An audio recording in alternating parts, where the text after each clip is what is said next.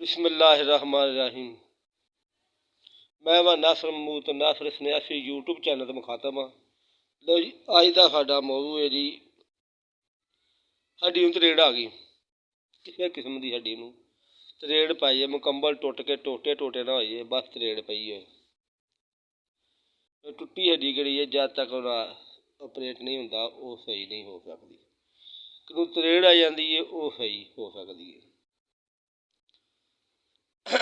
तो नाज़रीन, असीं लम्बिया चौड़िया मुसीबतां च कदी किसी ने नहीं पाया। सादा और सैंपल और सौखे सौखे टोटके नाज़रीन की खिदमत दसी दे ने। अज का टोटका भी बहुत ही सादा और पावरफुल है। ये नाल खाने नाल किसी किस्म की वजूद च प्रॉब्लम नहीं होएगी और काम भी 100% करता है। जरा जे भी ये किसी किस्म की प्रॉब्लम का शिकार होने की लोड़ को नहीं और ना ही तुम किसी किस्म का शिकार हो सकते हो।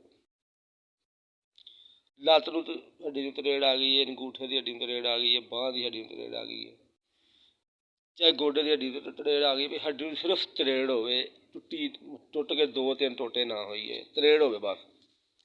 तो नाज़रीन, उहदे हल वास्ते अज दा टोटका दसन लगे जी।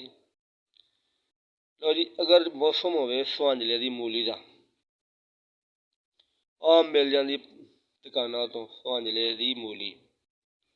इन्हूं बरीक लै छोटे छोटे टोटे कर लो, निक्के निक्के दे टोटे करके इन्ने छोटे छोटे टोटे करने ने। इन्होंने कमरे रख के फुकिया होन या फुकिया ना हो, फौरी तौर लोड़ पवे गिलियां बेशक हो जान, इन्नियां को मूलियां टोटे लवो, एक गिलास पानी छुट्टो, उन्होंने 2-3 बाले दवा के लाह थले रख दो, 15 तो 20 मिनट थले प्या रहे।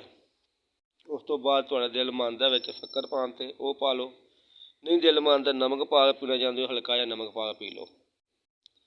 लो जी, यह काम 5 तो 7 दिन तुसीं कर लो, तरेड़ आई हड्डी मुकम्मल तौर पर जुड़ जाएगी और दर्द भी कोई नहीं होएगी।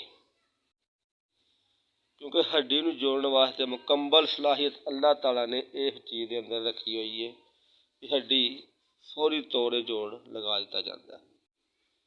तो नाज़रीन, ये ही टोटका साडा अज दा। इहदे नाल परहेज करना है, खट्टी किसी किस्म की चीज़ नहीं खानी, लस्सी दही नहीं खा सकते, दुध तुसीं ज़्यादा तो ज़्यादा पी सकते हो, गोश्त खा सकते हो, सब्जियां खा सकते हो, फ्रूट हर किस्म का खा सकते हो। तो नाज़रीन, यह ही साडा टोटका अज दा। इंशाअल्लाह इस तरह के अच्छे अच्छे टोटके लैके आपकी खिदमत से हाजिर होंदे रहांगे।